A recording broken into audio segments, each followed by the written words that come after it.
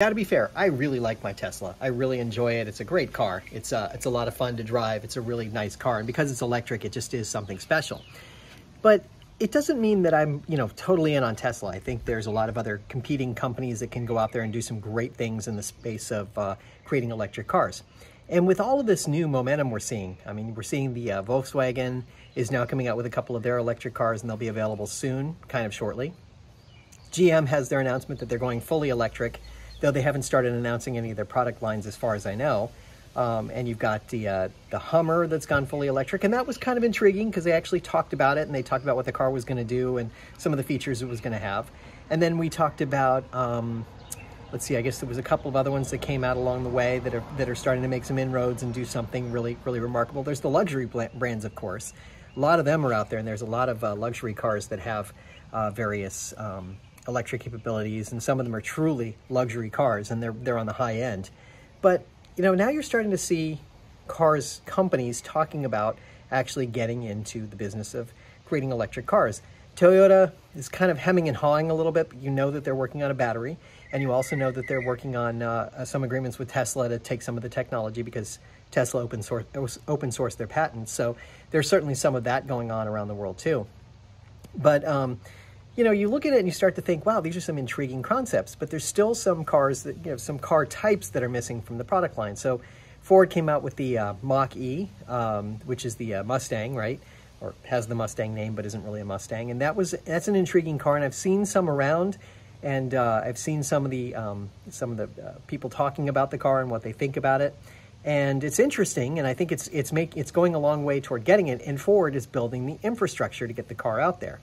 So they can actually create a car line that would have an infrastructure that would compete with Tesla's, because that's one of the main things that makes Tesla interesting. I can drive from here to just about anywhere in the country and be able to charge along the way at Superchargers.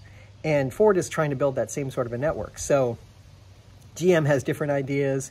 They want to unify all the other networks and create some sort of methodology to be able to interchange between the networks.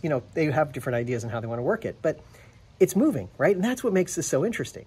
So none of those really caught my attention or made me latch onto it or say, oh, that's great.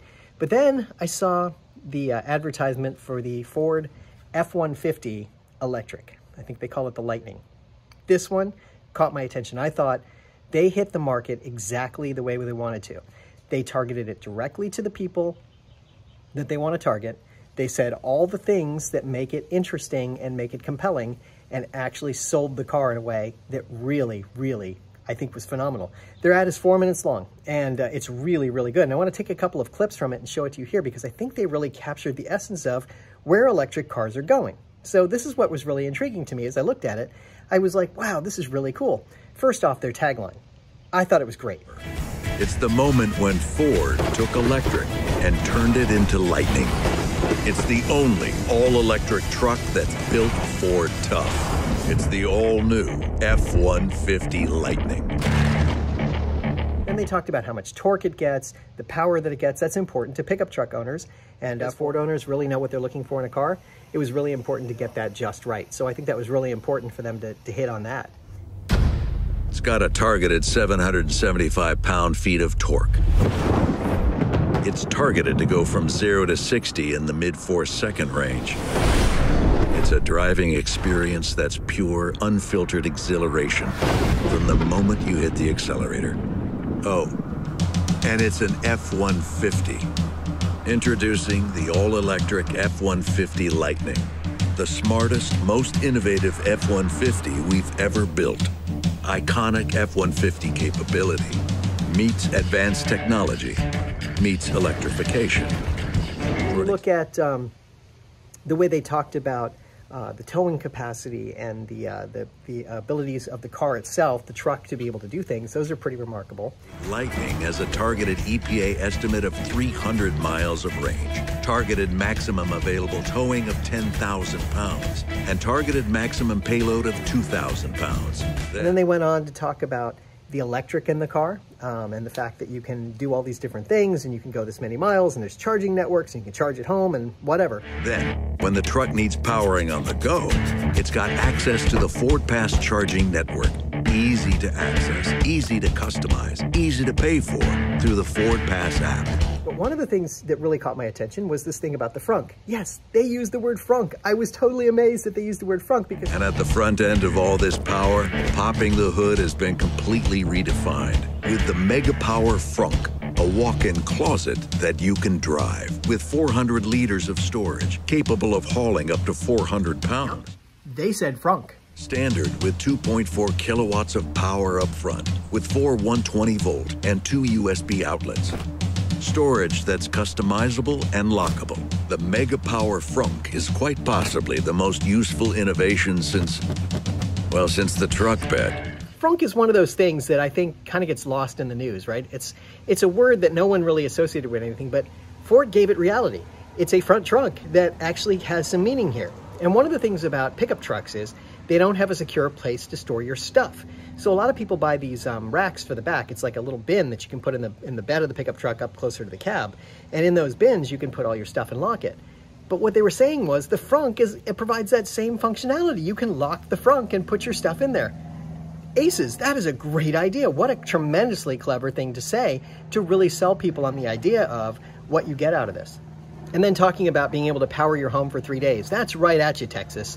And, you know, everything that's going on there. Now, I know you need some sort of power wall or distribution system or power converter to be able to take the energy and be able to translate it to the house. But the principle is certainly right, that you could actually power your house for a couple of days with a fully charged battery. There you go. I mean, but even when it's not being driven, it's still got the ability to amaze. Starting with Ford Intelligent Backup Power, which gives you the ability to offboard up to 9.6 kilowatts of power, enough to power a home for about 3 days. I mean, you know, they're selling this based on the fact that it's something really, really interesting, unique, different.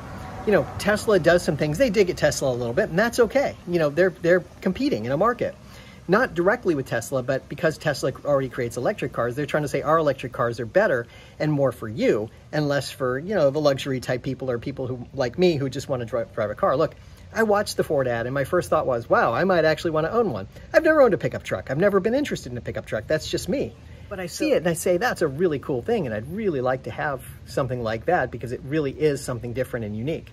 And that's just pretty amazing. So after I watched that, I was like, this is cool. I like it. I wanted to share it with you because I think they really do understand the market. Now, Ford has, appears to be that they're going to be using some of Tesla's patents because a lot of things look like the Tesla types of things in the car. And that's understandable because Tesla has open sourced their patents for a lot of reasons. Now, in case you didn't realize it, Ford actually sells more F-Series trucks than any other car manufacturer sells any particular car. So consider that. And their revenue on that particular car reportedly is higher than like Coca-Cola's entire revenue for a year. So it's a huge market, and them getting into the electric space is really exciting because I think it really does start to turn the market and make it more interesting. So there you go. I just wanted to give you my take on that. Now, while the car won't be available until spring of next year, I do believe they're going to put some on the road that they can let out there to let people see it, test drive it, whatever. And they've already set a price point for it. They believe it's going to be $39,900 to start, which would mean with the $7,000 available tax credit, it starts at about $32,000, which when you compare it to a gas-powered F-150 between 28 and 38, depending on the specifications you get, it's right in that range. So that's pretty remarkable.